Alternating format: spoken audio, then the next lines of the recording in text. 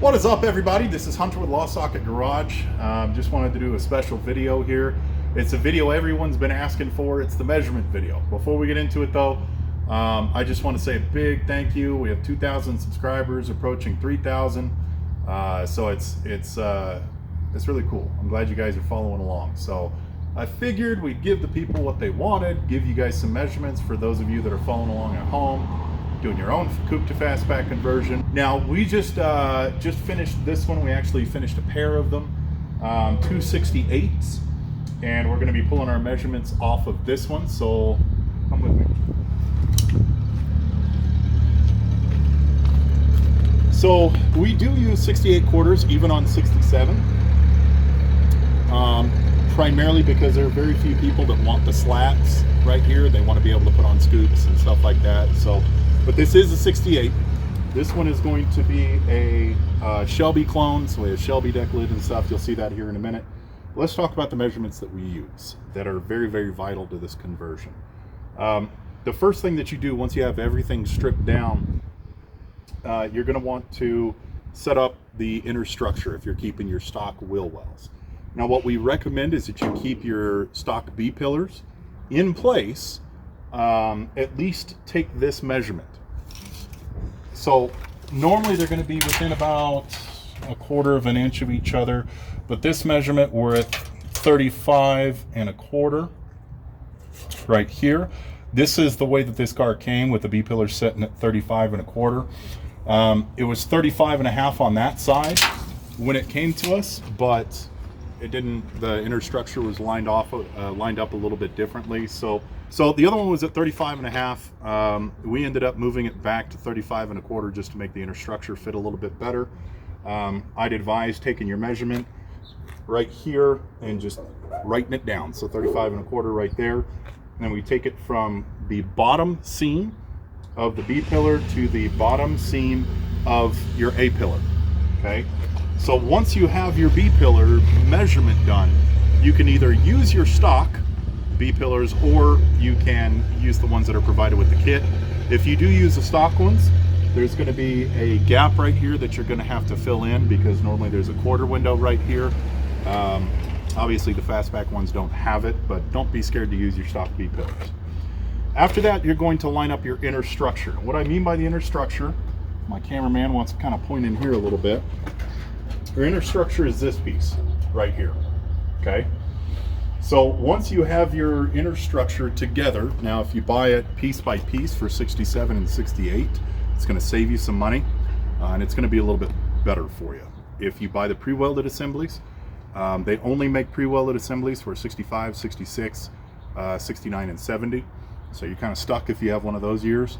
You're going to have to pay a little bit extra, but I would still recommend taking it all apart so that you can get all of your measurements correct from here. So you'll set your inner structure on. Now the first thing that we want to look at is a measurement between our B pillar and our A pillar. Now typically we're going to go from this seam right here to the top of this rounded part right there, and you're going to be just a smidge, on average you're going to be about 47 inches, maybe a smidge less. So if we take a look at that, that's 46 7/8.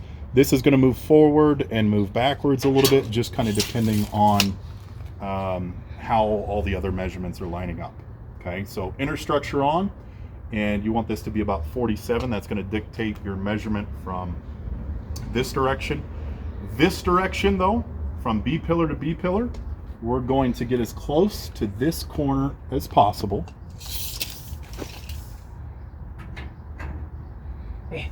We're pretty close there. And you're going to wind up at about 53 1/2. Okay, 53 1/2 basically splits the two pieces of the B pillar, but about 53 1/2. Okay. Now the way that you set that measurement into stone is going to be the roof brace. So if you want to take a look at the roof brace there. So basically this roof brace is going to dictate the width between your inner structures. And if we take a measurement, I'll jump in real quick. Oh, this is not easy. Oh, man. rattling sounds. So we'll typically take, there's great acoustics in here. We'll typically take the measurement from center of the side assemblies, and you're going to be just a hair under 40 inches right there. Now again, this one's going to change a little bit as you start figuring out the rest of your measurements, but that's going to be a really, really good starting point for you. So if you're going to, you basically drill it into the inner structure. So just make sure you're right about 40 inches. So another measurement that's really critical to the inner structure is the actual rear height of the inner structure. This is important for a bunch of reasons, but basically where we measure this is straight down. There's a seam here-ish. I can't see it right now. There's a seam basically straight down here. And then you want to take your tape up to basically this bracket. Now, when you buy this inner structure, it's going to be pre-drilled for the bracket kit. So you want to put the tape basically right in the center of the two holes, and you're going to see, if I'm on it correctly, it's going to be about 20 inches. So we want it at 20 as far as the height of the inner structure. Just make sure that you clean off the seam seal that is already on that seam, and have a train pass by you right in the middle of making a video.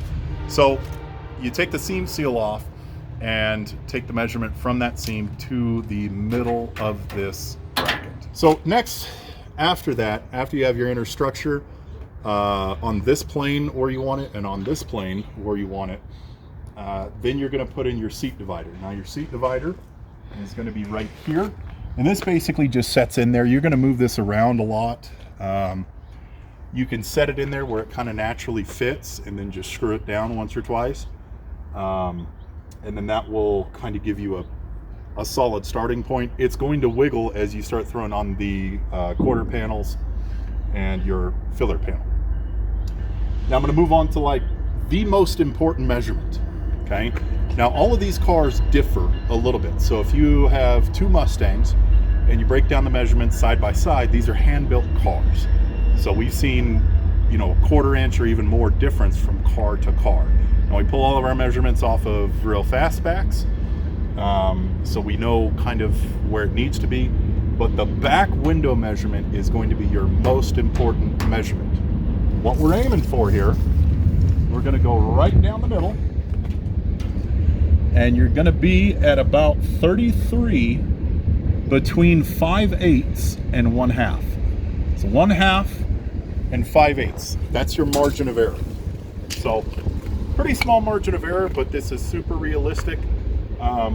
Keep in mind when you set the roof down, we actually always set the back of the roof down first, as far back as it will come. So if you look right here, this is the spot where they leaded it or brassed it, primarily lead from factory, but we move this roof skin down to as close as we can get it up here, and then we fold it basically with a little bit of massaging. We fold it over the front. So if once you screw it in right here, if your gap is at 33.5, but the front of your roof has not been set down and screwed in or clamped in, etc., then your gap is, you have to make sure you take that measurement after you set your roof down, because we've set roofs down and we're way past 5/8 before. So keep that in mind. Set it back as far as you can to start with, then fold it over on the front, and then take your measurement. Now your filler panel is going to sit naturally against your quarter panels. Okay, so you're going to push this up as forward as it can go, and basically the seat divider and the quarters are going to dictate where it can sit. But once you set this in, a little bit of a note, on some of these, the filler panel will sit on top of the quarter, and some of these it will sit underneath the quarter. You'll kind of see once you start putting it together what looks right, if it's sticking up a lot, or if it's shoved down at all. Try it underneath the quarter panel instead. It has no effect on anything, and they're actually different from factory, from a few different cars that we've pulled like measurements off of, taken apart. Sometimes they're under, sometimes they're over. Really just depends. That doesn't matter too much, but just make sure that after you put all of your panels on, you screw them down, get them home, take all of your measurements, and then you're gonna have to take it all apart again. This procedure has to happen multiple times. Don't weld anything in to start with. Now, coming from the front of the car to the back, once you have your filler panel in, yay, our back window gap is correct. It's 33.5 or 33 5/8 within that range. Great, we're good there. You button down the rest of the car except for the tail panel. Now, the tail panel is going to be your last step as far as measuring is concerned. Now, for these trunks, really any fastback trunk, whether it's Shelby or stock deck lid, needs to be 53 inches. And where we measure that off of is this corner. Sorry, the quarter panel extensions are already on this, but this corner right here to that corner, and we're going to be at 53 inches. Okay, so 53 inches is really, really important. Depending on the corners that you get, a lot of times you're going to have to shave down the corners just a little bit. Just make sure that your trunk gap between the quarters is 53 inches. Moving towards the back, once you get this 53 inch mark, now you can use, like we use a hydraulic spreader for this, get it to 53 inches, and then take your corners and screw them from the quarter panel to the tail panel. That way your tail panel gap it's correct. Those are the main measurements we use. Let me show you the drip rails. Now, the drip rails, you do have to make sure that they are pretty close. Typically what we're going to do is take a measurement right across this square piece, and we're going to hit about 2.5 inches to the outside of the drip rail. Now, that's really important up here. The drip rail actually goes underneath the hood up here, so it doesn't really matter where it fits. You're just going to try to flush it to the inner structure.